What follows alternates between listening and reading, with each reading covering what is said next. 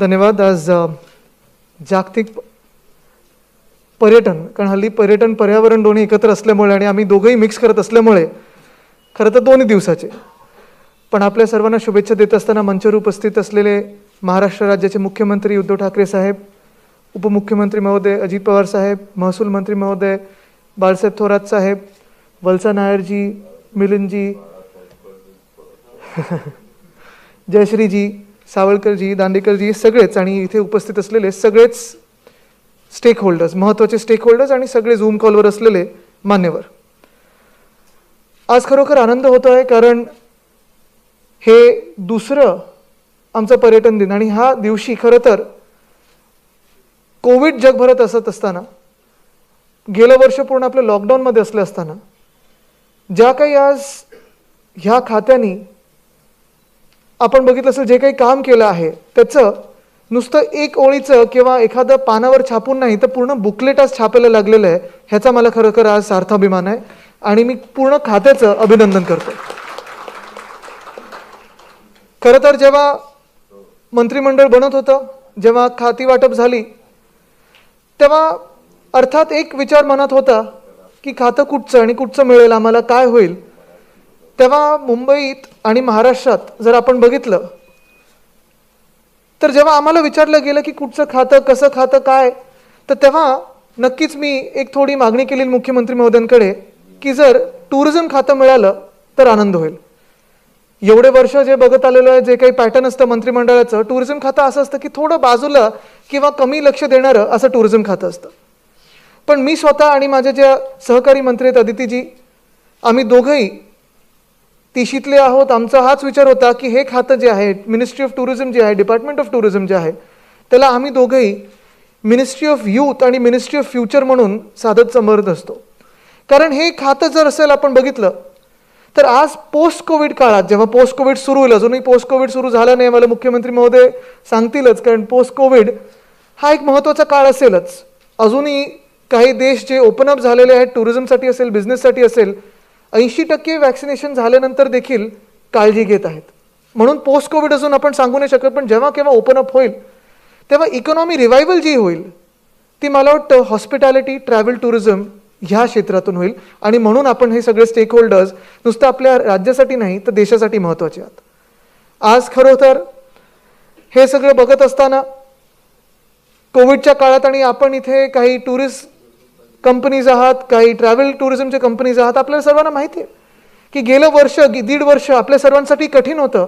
कारण लॉकडाऊन म्हणजे आपलं बिझनेस सगळा बसलेला होता आणि सुरू कधी होणार, कधी पर्यटन येणार, पर्यटक कधी येणार आपल्या राज्यात, हा विचार होताच. अजूनही इंटरनॅशनल टुरिझम काही सुरू झालेलं नाही आहे. पण हे होत असताना मला वाटतं गेले 1 वर्ष आमच्या खात्यात देखील आमचा विचार जो सुरू होता की ठीक आहे, जर टुरिझम बंद असेल, जर टुरिस्ट येत नसतील तर आपण नक्की करावं काय. त्यावेळी वत्साजी, मला वाटतं मिलिंदजी आपण आहात, धनंजयजी आपण आहात, जयश्रीजी, आशुतोष आता दिल्लीत आहेत, दांडेकर इथे आहेत, सगळेच आम्ही मिळून आम्ही एकच हे केलं की आत्ता जर बाहेरचे पर्यटक येत नसतील, हॉटेल्स बंद असतील, सगळं हा पूर्ण जो व्यवसाय तो बंद असेल, तर आपण कोविड नंतर हा व्यवसाय परत वाढेल कसा ह्याच्यावर लक्ष दिलं पाहिजे. आणि म्हणून स्वतःकडे बघून पॉलिसी रिफॉर्म कशी करता येईल ह्याच्यावर आम्ही लक्ष केंद्रित केलं. ह्या पॉलिसी रिफॉर्ममध्ये अर्थात आपण ईज ऑफ डुईंग बिझनेसवर पहिलं लक्ष दिलं. 8 ते 10 वेगळे वेगळे डिपार्टमेंट्सना सोबत घेऊन 2-3 बैठका झाल्या, उपमुख्यमंत्री महोदयांकडे बैठका झाल्या आणि 70 ते 80 ॲप्लिकेशन फॉर्म, 70 ते 80 लायसन्सेस. आणि खरं तर आम्ही सगळे 8-10 डिपार्टमेंट्स एकत्र बसल्यानंतर असं होतं की काही काही डिपार्टमेंटना माहिती देखील नव्हतं की हे अजून फॉर्म आहे की नाही आहे किंवा ही परवानगी लागते की नाही. वर्षानुवर्ष जसं सुरू होतं तसं होतं. पण पहिल्यांदा आपण 80 लायसन्सेसवरनं 10 लायसन्सवर आणलो. म्हणजे जर कोणाला महाराष्ट्रात हॉटेल उघडायचं असेल तर फक्त आणि फक्त 10 लायसन्सची गरज आहे, 10 परवानग्या बस.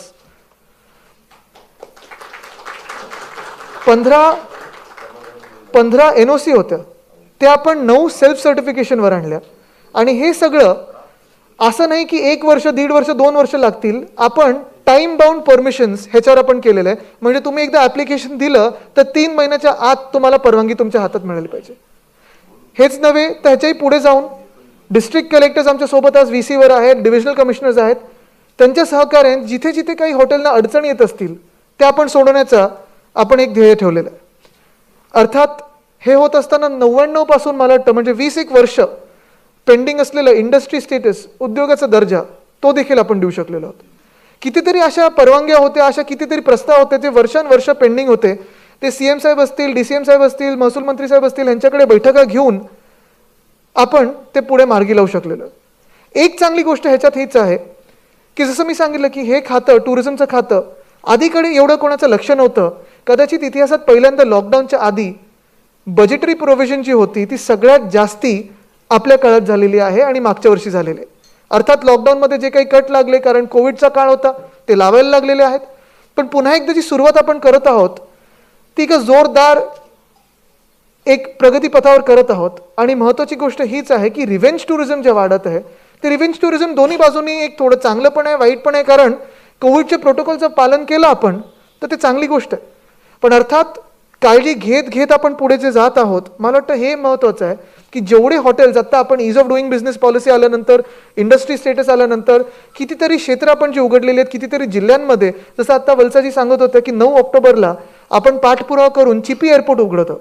चिपी एअरपोर्ट आहे, गोव्यातलं मोपा जे आपल्या महाराष्ट्राच्या जवळ आहे, आपले जे कोस्टल हायवे होत आहेत, मुंबई गोवा रस्ता होत आहे, ह्या सगळ्यामुळे आपलं जे पर्यटन आहे ते वाढत आहे. आणि जास्तीत जास्त हॉटेल्स, जगभरातले इंटरनॅशनल चेन आता आपल्याबरोबर बोलत आहेत. त्या दिवशी आम्ही 7 हॉटेलचं पण एक प्री बिड मीटिंग केली.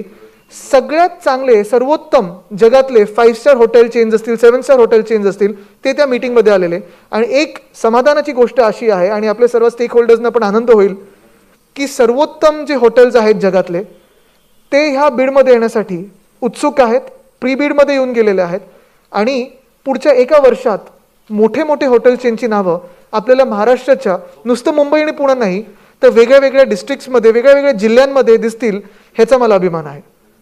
हे सगळं होत असताना अर्थात बेसिक इन्फ्रास्ट्रक्चरची कामं ती देखील आपण प्रगतीपथावर आणलेली आहेत.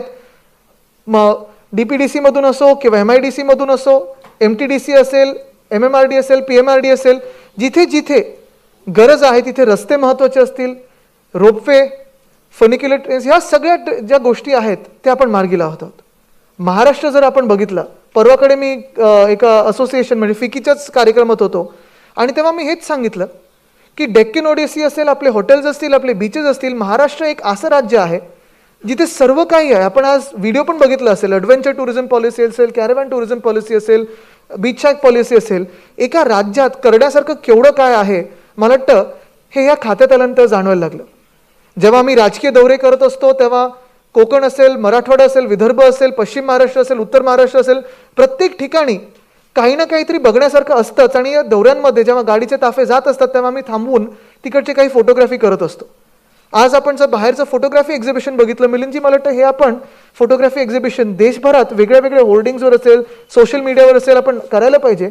कारण हे जर बघितलं तर मला खात्री आहे की इंटरनॅशनल टुरिझम तर येईलच, पण आता जे डोमेस्टिक टुरिझम आपण उघडलेलं आहे ते 100% आपण महाराष्ट्रात आकर्षित करू शकू.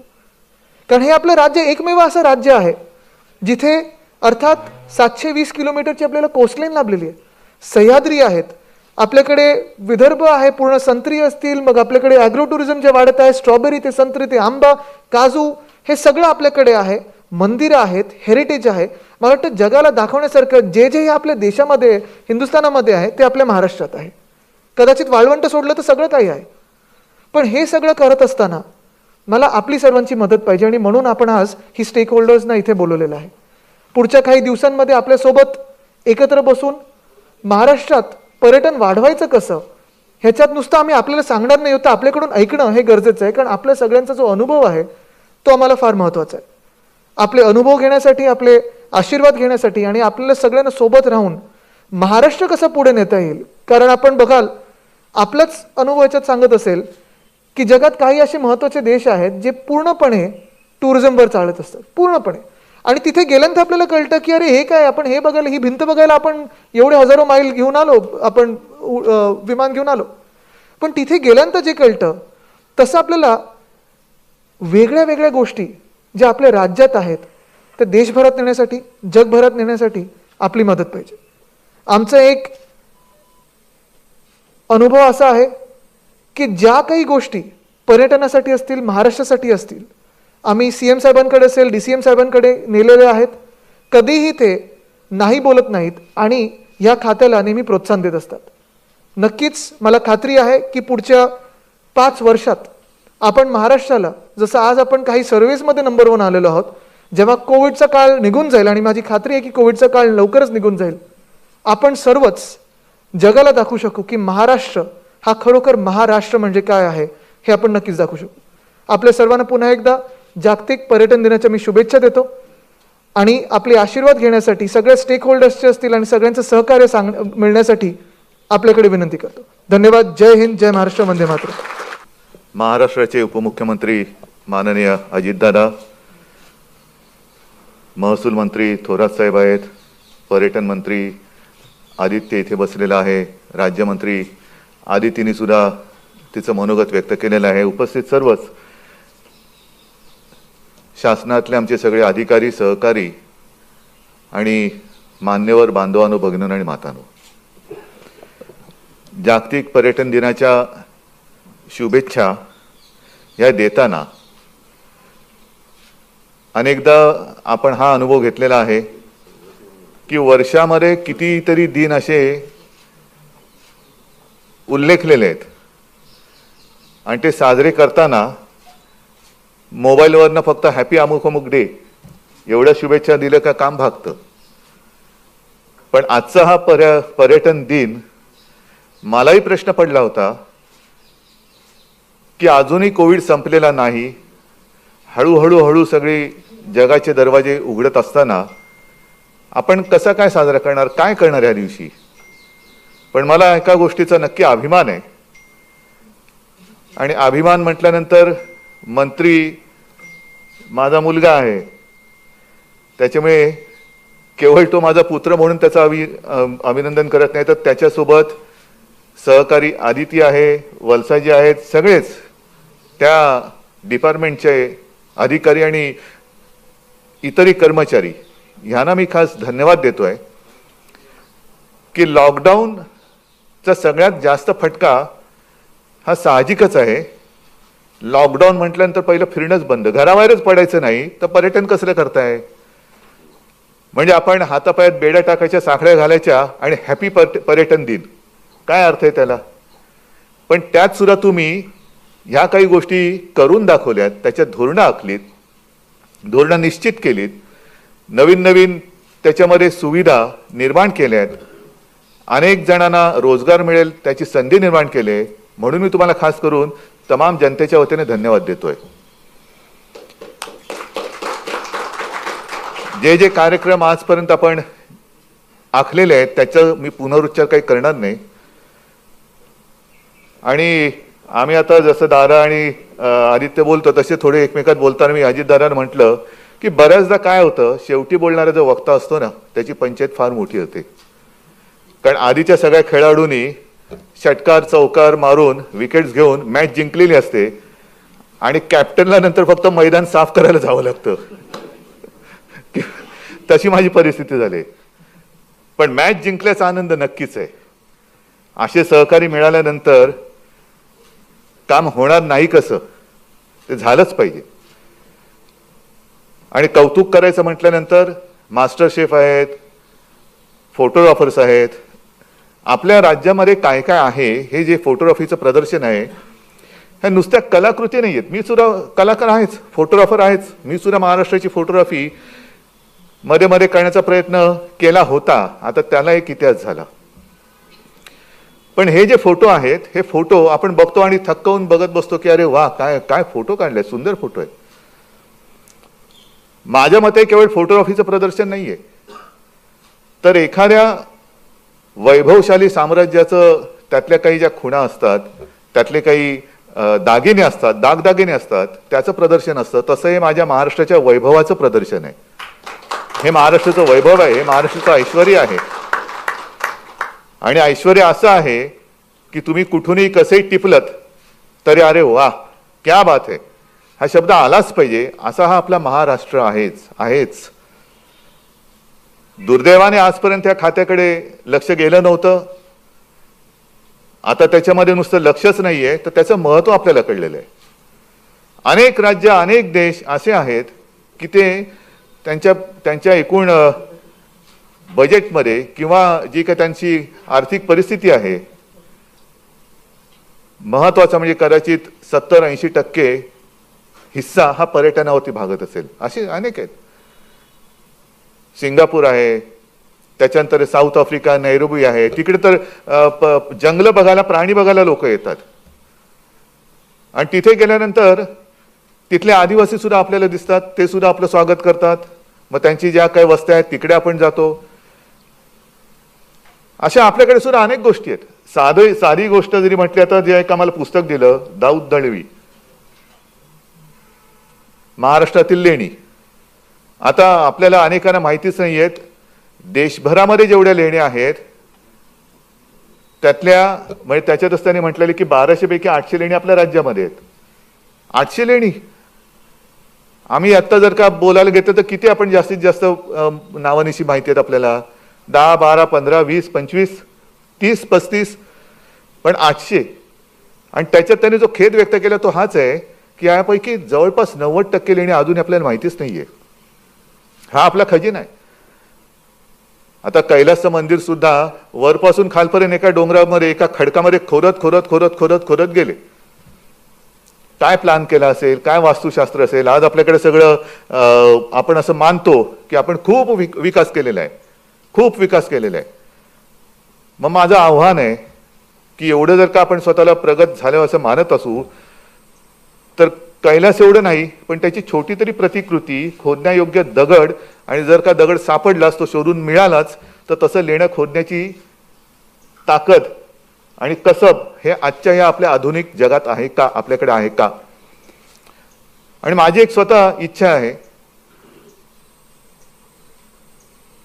दादा थोरात साहेब, एक सुरुवात आपण करायला हवी असं मला वाटतं. कारण हजारो वर्षापूर्वीची लेणी आज सुद्धा ती बघायला लोक आकर्षित होत आहेत. आणि ते सगळं आकर्षण वाढवण्याचा आज आपण प्रयत्न करतो. म्हणजे आपण काय करतोय, जे आपल्याकडे जे वैभव आहे ते टिकवतो आहोत, ते जपतो आहोत आणि ते जगासमोर आणतो आहोत. पण आपण काय निर्माण करणार आहोत? आणि माझी खूप अशी इच्छा आहे, मधल्या काळामध्ये आपण बैठका सुद्धा घेतल्या, पण नंतर एक करोनाचं एक शुक्ल कष्ट सुरू झालं मागे. आपण एक लेणी खोदायचा प्रयत्न केला पाहिजे. आजच्या युगातली लेणी का नसावी? ह्या एवढ्या लेण्या ज्या आता आपण म्हणतो आहोत, आणि प्रत्येक ह्याच्यामध्ये काही ना काहीतरी एक आपल्याला आपल्या पुराणातला एक प्रसंग आहे. नुसत्या लेण्या म्हणजे डेकोरेशन नाही, हे याचं काहीतरी कुठून तरी एक चांगले दिसते म्हणून लावलं नाही. या प्रत्येकाला काहीतरी अर्थ आहे. मग त्या ठिकाणी ज्या लेण्या खोदल्या गेलेल्या आहेत त्या प्रत्येक ठिकाणाचं एक एक महत्व आहे. मग कुठे बौद्धकालीन आहे, कुठे हेमाडपंथी मंदिर आहे, कुठे अमुकपंथी मंदिर आहे. वेगवेगळ्या शैली आहेत. आपली एक स्वतःची तरी आता शैली शिल्लक राहिली काय, इथून पहिली सुरुवात होईल. आणि ती जर का आपण करू शकलो, मला आठवते, मला वाटतं आधी ते बार्सिलोनामध्ये ते एक चर्च, बरोबर, कित्येक वर्ष काम चालूच आहे बार्सिलोनामध्ये.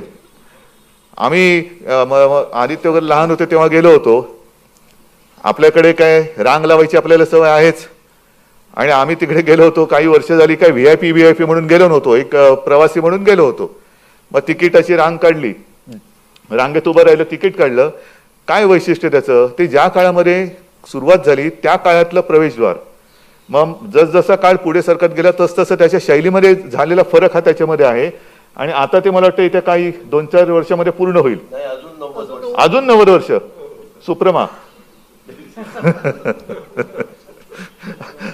अजून 90 वर्ष चालणार आहे. म्हणजे ते चालूच आहे.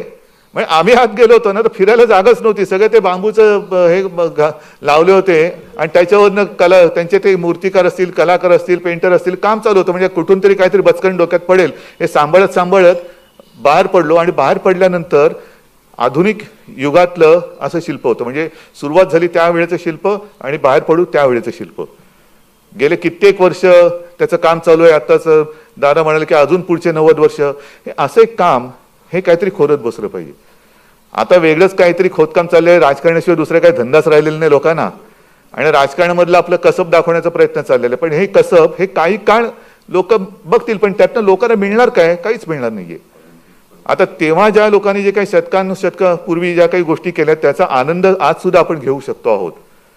आणि खरंच आपला महाराष्ट्र म्हणजे मी गेल्या आठवड्यामध्ये संभाजीनगरला गेलो होतो, तिथे काही लोक भेटते, त्यांना सुद्धा बोलवलेलं आहे.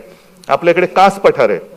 ते म्हणाले साहेब आम्हाला संधी द्या, आम्ही आणखीन काही अशी ठिकाणं करू की त्याला आपण झकास पठार करू शकतो. इतर ठिकाणी कास पठाराला हात नाही लावायचा, आणखीन काही ठिकाणी अशी काही केंद्र आपण निर्माण केली पाहिजेत.